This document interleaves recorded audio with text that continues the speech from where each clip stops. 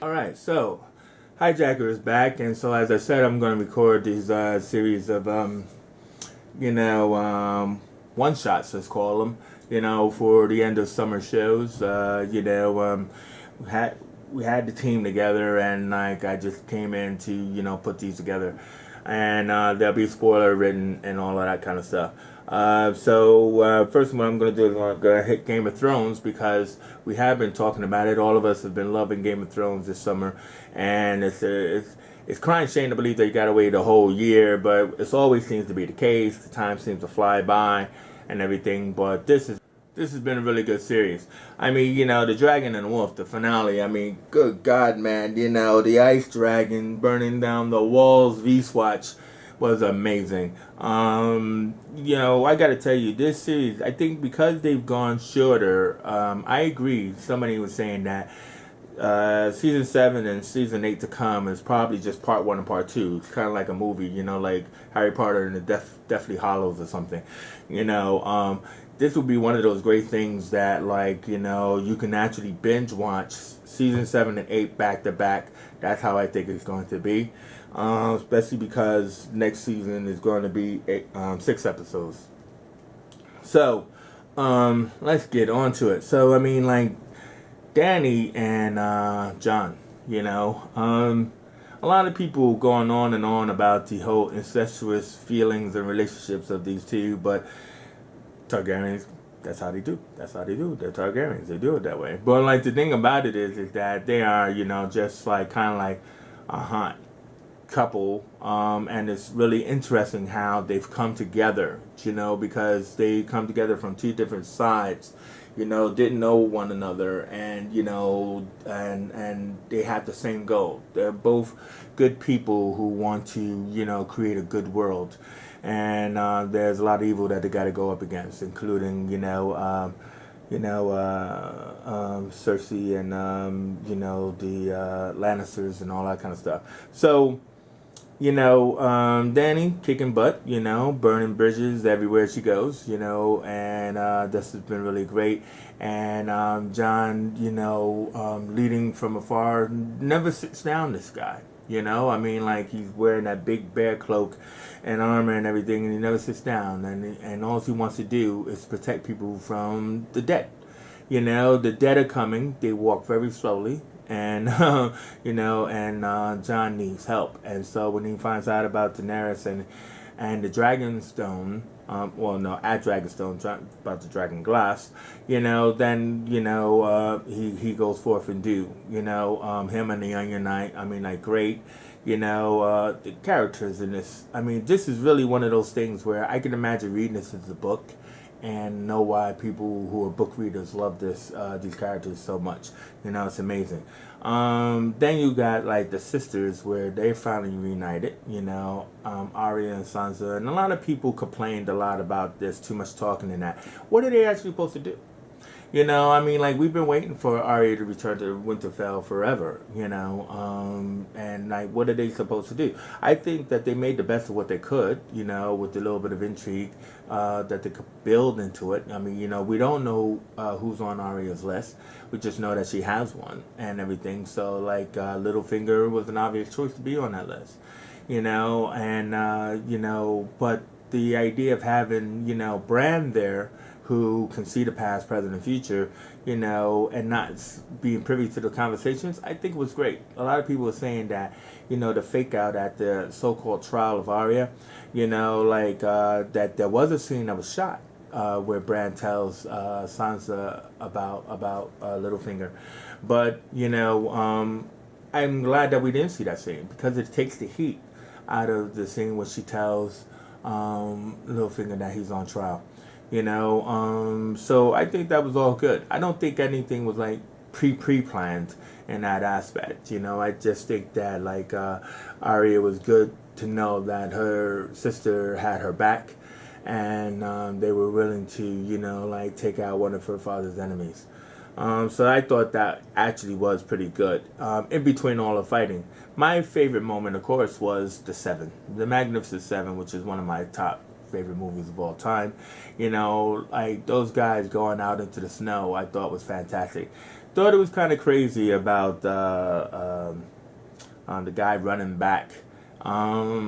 Because it's funny because I seen that scene in Snyder's 300, you know, where Leonidas, you know, they know they're about to go down to the wall, and then he sends that one-eyed guy back to tell everybody the story and everything. So on the one hand, it's like this guy, he runs back, but it's kind of like, you got to imagine these guys are probably walking for days. That means he's running for days, and that means they're on that rock in the middle of the ice water for days. So it's kind of like time doesn't mean anything in this show, and you don't care. You know, you just want the adventure. You just want the fight. You want the suspense and everything.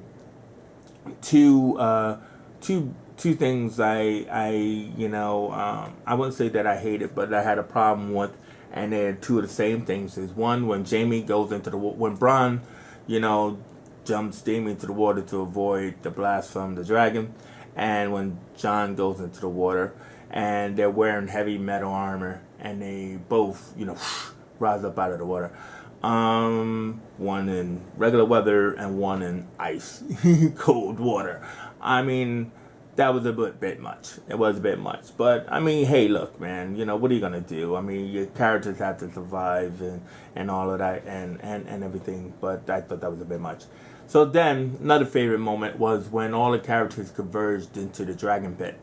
You know, and the hounds got the box. And for a second, I couldn't figure out what was in the box. I forgot that they actually were bringing a zombie with them and everything. So, but the build up to it was great. You know, when they're all standing there and Cersei is like, you could fight for me and all this other kind of stuff. And Jon had declared his loyalty to Daenerys, and everybody's like, "You're an idiot." You know, they love using that word "idiot" in a time when people don't know what idiots are. But when the Hound brings up the box, what a tenseful scene that was. Now, a lot of people are saying, did Cersei actually plan to leave and have Tyrion come get her to come back? Now, what's crazy about that is that, you know, because, okay, so they see that there's a zombie, you know, and then Clyburn's like, oh, look at their hand, and all that kind of stuff. And Cersei's like, you know, will you stand with me? And Jon's like, no. And Cersei's like, well, I'm out. And she leaves. And, you know, and Tyrion's like, I will go and talk to her. Now, obviously, they're in the dragon pit. And, you know, you see the length of the hill. So it's like you got to go all the way back up to the castle, talk to Cersei, then come all the way back down. And then, you know, Tyrion got to walk all the way back down. And he must have been like, hey, let me run up ahead. So that way, then Cersei comes. Again, this time thing, you know, is really crazy with these people, you know, that they just appear out of nowhere. But was that Cersei's plan all along? And obviously, like, it wasn't, because she's like, kill the little one, kill the snowhead bitch, so she's not very threatening because she got the big mountain to threaten everybody. She's not very threatening, but like, does she get what she wants? Because now that she's pledged herself to them, and then she tells Jamie, oh, well, I was lying. I'm not. We're going to stay here. And Jamie's like, what? What are you talking about? I've pledged. You've pledged. You know, and that shows the honor of Jamie, you know, and everything. So now that he's now a Ronin, low warrior without a queen, I guess, you know, and he's obviously going to go join the good guys and everything. How's this all going to end up? That's what we got to find out, you know. But I mean, like, so those inconsistencies are problematic, you know, leading us to the boat sex. I mean, you know, a lot of people talk about how creepy it is for Tyrion to be outside that room. I don't think it's creepy, maybe because I'm a creepy guy, I don't know. But no, I just think it's like, oh man, how this is going to work out. I think that's all that was supposed to show. That's why the shot lingered on him.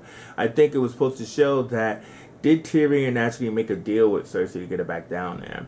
You know, especially when it comes around to the fact that he thinks that Cersei's pregnant, you know, but now he realizes that, wait a minute, if Jon and Dany have sex, and even though she's supposed to be barren, I don't believe this is going to end well. Meaning, I think she's going to get pregnant. And I think that's what that lingering shot is supposed to be. I think it's supposed to be for him, his wheels are turning, but everybody kept saying there's a creepiness to it. Or that he's in love with her. I don't think it's any of those things. I think it's like, oh man, this is not going to end well. Because whether she gets pregnant or not, it still is a bonding of their relationship that would make them more formidable than they've already were. Because they were just kind of like uneasy allies, and now they will be bonded allies that could actually lead into some type of wedding, succession, marriage, babies, who knows. So I think that's what my opinion is on that long lingering shot on Tyrion. And either way is, I mean, who doesn't love themselves a little Game of Thrones? So, I mean, so that's me on Game of Thrones. Amazing, I'm totally in everybody's show. Can't wait for it to come back. And, so, again, just a little short snapshot on the summer. All right.